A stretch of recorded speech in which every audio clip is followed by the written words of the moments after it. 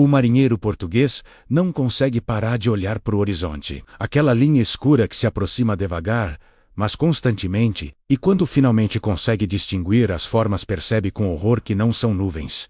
São velas, dezenas de velas brancas enfunadas pelo vento. E alguém grita do mastro principal, holandeses à vista, 18 navios de guerra, e o pânico se instala no convés do galeão Santiago, porque todos sabem o que isso significa. A esquadra holandesa que controla Recife desde fevereiro de 1630 descobriu que a frota Luso-Espanhola, do almirante Antônio de Oquendo, está trazendo reforços para retomar Pernambuco, e agora os holandeses, comandados pelo almirante Adriaen Janssum Pater, vêm interceptar. E neste momento, 12 de setembro de 1631, próximo ao arquipélago dos Abrolhos, no litoral da Bahia, está prestes a acontecer a maior batalha naval da história do Brasil colonial. 54 navios de guerra, divididos entre duas das maiores potências navais do mundo. Portugal, sob domínio espanhol, contra a República Holandesa. 7 horas de canhonadas, abordagens sangrentas, navios afundando e, no final, um resultado tão confuso que até hoje historiadores debatem quem realmente venceu. Mas o marinheiro português não está pensando nisso agora. Ele está pensando em sobreviver. Está carregando pólvora para o canhão de 18 libras, enquanto observa aqueles navios holandeses se aproximarem cada vez mais. E ele sabe que em poucos minutos a batalha vai começar, e muitos não vão ver o pôr do sol. Inscreva-se agora e comente de onde você assiste para que a história da Batalha Naval dos Abrolhos jamais seja esquecida. Para entender como chegamos a esse momento crítico, você precisa entender o contexto das invasões holandesas no Brasil. E o contexto começa em 1580, quando Portugal perdeu sua independência e foi anexado pela Espanha, criando a União Ibérica. Isso foi um desastre para a diplomacia portuguesa, porque Portugal, que tinha sido aliado tradicional da Inglaterra e dos Países Baixos,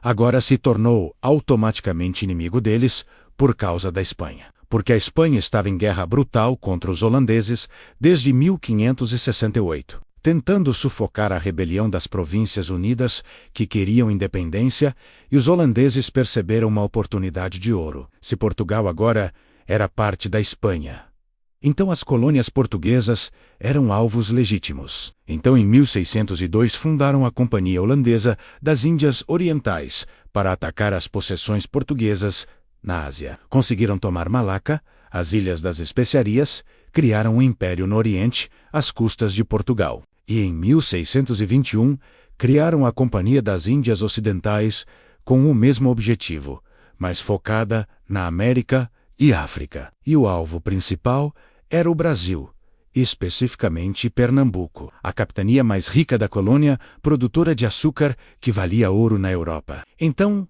em 1624, uma frota holandesa de 26 navios atacou Salvador, capital do Brasil.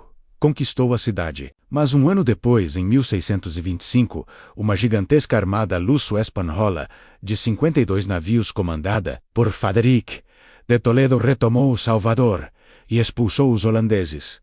Parecia que o Brasil estava seguro, mas os holandeses não desistiram. Apenas mudaram a estratégia. Em vez de atacar Salvador, atacaram Pernambuco. E em fevereiro de 1630, uma frota holandesa de 67 navios, comandada pelo almirante Hendrik Lonck, desembarcou perto de Olinda com 7.000 homens, conquistou a cidade em um dia, sitiou Recife, que resistiu apenas 2 dias, e de repente a Holanda controlava a capitania mais rica do Brasil. A Reia Luso-Espanhola foi organizar uma contraofensiva massiva, e a missão foi dada ao almirante Antônio de Oquendo, um veterano basco de 54 anos que tinha passado a vida lutando contra corsários e piratas, um dos melhores comandantes navais da Espanha. E, em abril de 1631, Oquendo reuniu em Lisboa uma frota poderosa, 19 navios de guerra, escoltando 35 navios mercantes carregados com 3.000 soldados, armas, munição, suprimentos, tudo o que seria necessário para expulsar os holandeses de Pernambuco. E a capitania de Oquendo era o Santiago, um galeão gigante, de 1.200 toneladas, armado com 70 canhões. O navio de guerra mais poderoso da frota, uma fortaleza flutuante. E Oquendo tinha sob seu comando alguns dos melhores capitães da marinha espanhola, homens experientes em combate naval. E a frota partiu de Lisboa em maio de 1631, com ordens claras. Cheguem a Pernambuco, desembarquem os reforços, apoiem o Arraial do Bom Jesus, onde as forças luso-brasileiras resistem ao cerco holandês, e ajudem a retomar Recife. Mas Oquendo cometeu um erro estratégico. Em vez de ir direto para Pernambuco, ele decidiu fazer paradas em outros portos brasileiros. Primeiro na Paraíba, depois na Bahia, perdendo tempo precioso. E isso deu aos holandeses a oportunidade perfeita para se prepararem. Quando os espiões holandeses em Salvador informaram que a frota de Oquendo tinha chegado à Bahia, o almirante Adrian Jansen Pater, que tinha assumido o comando da esquadra holandesa em Pernambuco, no lugar de Lonque, que tinha voltado para a Europa, imediatamente percebeu o perigo. Se Oquendo chegasse a Recife com 3.000 soldados frescos e toneladas de suprimentos, a situação dos holandeses ficaria desesperadora. Então Pater decidiu interceptar a frota espanhola antes que chegasse ao destino. Reuniu seus 18 melhores navios de guerra, embarcou 1.500 soldados e marinheiros extras para combate de abordagem. E partiu de Recife em 3 de setembro caçando Oquendo.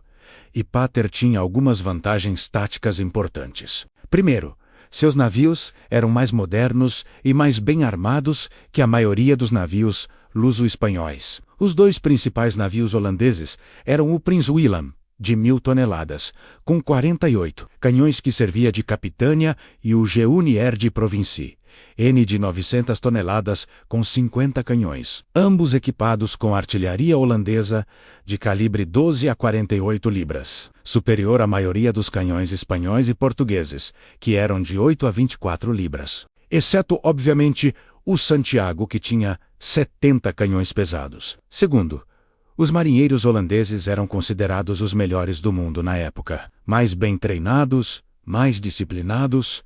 E terceiro, Pater era um comandante agressivo e experiente, que não tinha medo de atacar uma força superior se achasse que tinha chance de vencer. No dia 12 de setembro de 1631, às 9 da manhã, a frota de Oquendo navegava tranquilamente a cerca de 80 léguas, a leste do arquipélago dos Abrolhos, quando os vigias avistaram velas no horizonte. E quando ficou claro que eram navios de guerra holandeses, Oquendo imediatamente ordenou que a frota de combate se separasse dos navios mercantes. Os 19 navios de guerra formaram linha de batalha, enquanto os 35 mercantes receberam ordens para ficarem atrás protegidos. E Pater, vendo que Oquendo estava se preparando para o combate, também ordenou linha de batalha. Os 18 navios holandeses se posicionaram em formação e começaram a se aproximar aproveitando o vento favorável. E às 10 da manhã, quando as duas frotas estavam ao alcance de tiro,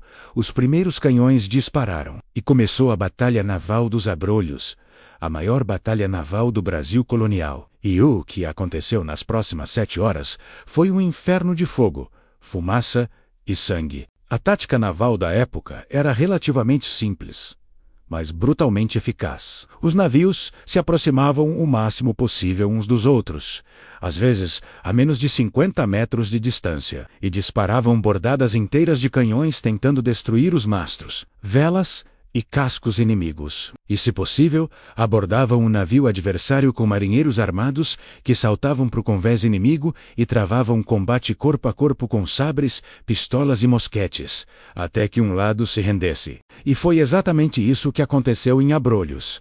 A capitânia de Oquendo, o Santiago, enfrentou a capitânia holandesa, o Prins Willem, os dois gigantes, se martelando com bordadas de canhões pesados, madeira voando em estilhaços, belas rasgadas, homens sendo despedaçados por balas de canhão.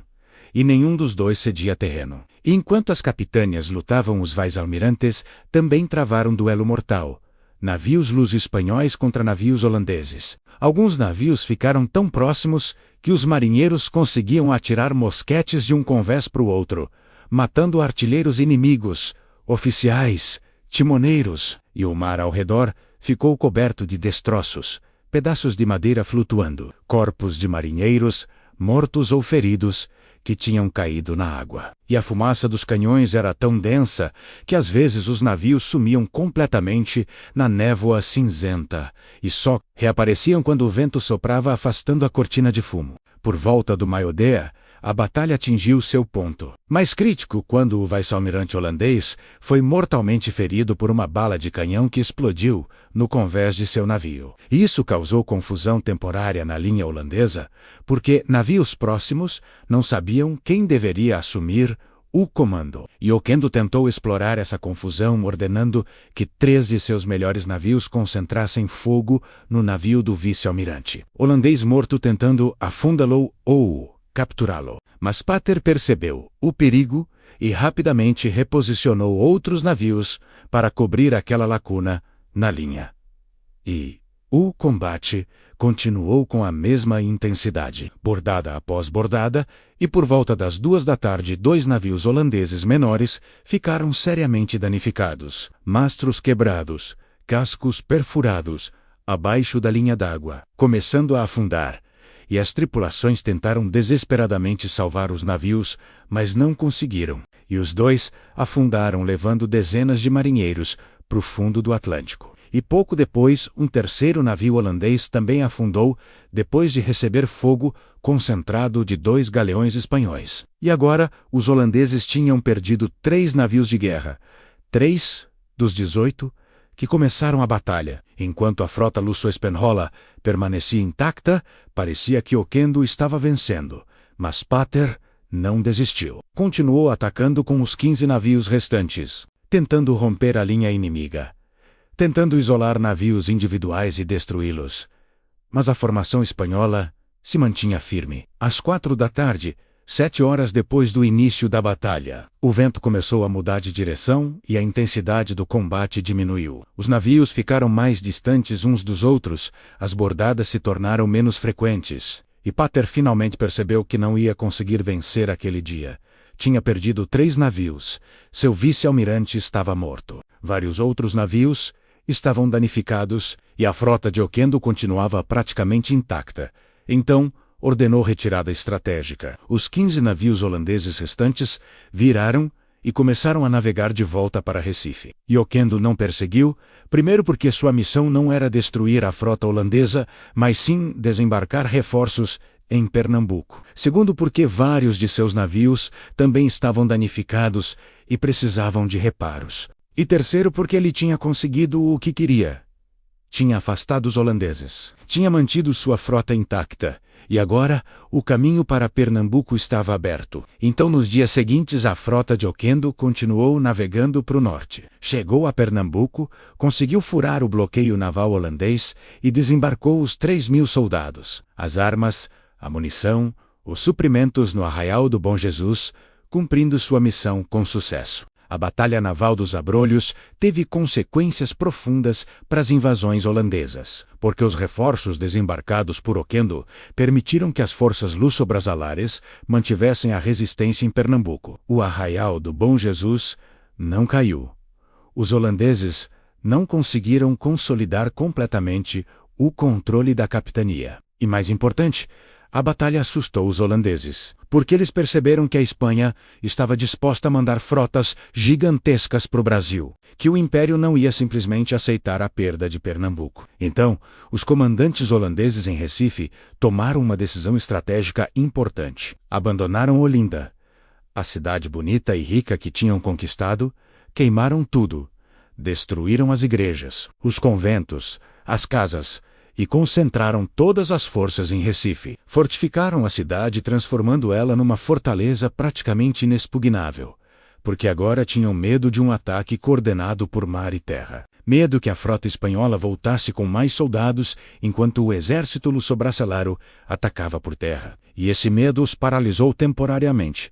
Deu tempo para os portugueses e brasileiros se reorganizarem. Mas não foi suficiente para expulsar os holandeses, porque em 1637 chegou em Pernambuco o Conde João Maurício de Nassau, o governador holandês mais competente que a colônia já viu, ele transformou Recife numa cidade linda. Modernizou a administração, conquistou outras capitanias, e o domínio holandês no Nordeste durou até 1654, quando, finalmente, foram expulsos depois de 2 décadas de ocupação. Mas a pergunta que historiadores debatem até hoje é: quem venceu a Batalha Naval dos Abrolhos? E a resposta honesta é que ninguém venceu decisivamente. Foi uma batalha inconclusiva, os holandeses perderam 3 navios e um vice-almirante, mas conseguiram se retirar de forma organizada. Com o resto da frota intacta, os luso-espanhóis não perderam nenhum navio, mas também não destruíram a esquadra holandesa. Não capturaram navios inimigos. Não perseguiram os holandeses em retirada. Então, do ponto de vista tático, a batalha foi um empate sangrento, mas do ponto de vista estratégico, Oquendo venceu porque conseguiu cumprir sua missão. Desembarcou os reforços, manteve Pernambuco resistindo, impediu que os holandeses consolidassem o controle total da capitania. Então pode-se dizer que taticamente foi empate, mas estrategicamente foi vitória luso-espanhola. E os holandeses concordavam com essa avaliação, porque nos relatórios que Pater mandou para a Holanda, ele admitiu que tinha falhado em impedir o desembarque dos reforços espanhóis, que a situação em Pernambuco tinha ficado mais difícil, que precisavam de mais navios e mais soldados se quisessem manter a colônia. A Batalha Naval dos Abrolhos ensina várias lições sobre guerra naval no século XVII. Primeiro, que superioridade tecnológica e melhor treinamento nem sempre garantem vitória. Os holandeses tinham navios melhores e marinheiros mais bem treinados, mas ainda assim não conseguiram derrotar a frota luso-espanhola porque Oquendo manteve boa formação, defendeu bem sua linha e não cometeu erros táticos graves. Segundo, que missão cumprida é mais importante que vitória tática. Oquendo não destruiu a frota holandesa, mas cumpriu sua missão de desembarcar reforços. Então, do ponto de vista estratégico, ele venceu. Terceiro, que combate naval da época era absurdamente sangrento e destrutivo. 7 horas de bordadas constantes a curta distância, centenas de mortos e feridos de ambos os lados, navios afundando, foi um massacre. E quarto, que controlar o mar é fundamental em guerras coloniais. Quem controla o mar controla o fluxo de reforços, suprimentos, comunicações. Então batalhas navais como Abrolhos eram decisivas para o resultado final das guerras coloniais. Hoje, quase 400 anos depois da Batalha Naval dos Abrolhos, a batalha é relativamente desconhecida no Brasil. Não tem a mesma fama que Guararapes ou outras batalhas terrestres das invasões holandesas. Mas deveria ser mais lembrada porque foi a maior batalha naval travada em águas brasileiras durante todo o período colonial. 54 navios de guerra. 7 horas de combate intenso e teve consequências diretas para o resultado final das invasões holandesas, porque os reforços desembarcados por Oquendo permitiram que a resistência luso-brasileira continuasse. E essa resistência, eventualmente, expulsou os holandeses 2 décadas depois. Então Abrolhos foi uma peça importante nesse quebra-cabeça histórico e merece ser lembrada não apenas como curiosidade, mas como um momento decisivo da história naval brasileira. Como exemplo de que o Brasil colonial não foi apenas conquistado e defendido em terra, mas também no mar, em batalhas gigantescas entre as maiores potências navais do mundo. E os marinheiros, portugueses, espanhóis e brasileiros que lutaram naquele dia 12 de setembro de 1631, que carregaram canhões sob fogo inimigo, que dispararam bordadas durante 7 horas sem parar, que viram companheiros serem despedaçados por balas de canhão, que sobreviveram àquele inferno de fogo e fumaça. Esses homens merecem ser lembrados como heróis que defenderam o Brasil contra invasores estrangeiros, que mantiveram a colônia unida, que garantiram que no final o Brasil permaneceria português e não holandês. E isso mudou completamente a história do país. Inscreva-se agora, ative o sininho, comente sua cidade e país para que essa história jamais seja apagada, para que a memória da Batalha Naval dos Abrolhos continue viva. para que as futuras gerações saibam que houve um tempo em que 54 navios de guerra se enfrentaram próximo ao litoral brasileiro. Quando o almirante Oquendo cumpriu sua missão contra todas as probabilidades, quando Adriaan Pater atacou uma força superior e quase venceu, quando marinheiros portugueses, espanhóis e holandeses lutaram durante 7 horas num dos combates navais mais intensos do século XVII. Para que nunca esqueçamos que o Brasil colonial foi defendido não apenas em terra, mas também no mar, em batalhas gigantescas que decidiam o destino de capitanias inteiras. E para que a lição de Abrolhos, que missão cumprida é mais importante que glória tática, que persistência e disciplina vencem tecnologia superior, que controlar o mar é controlar o destino das colônias, não seja desperdiçada pelas futuras gerações de brasileiros.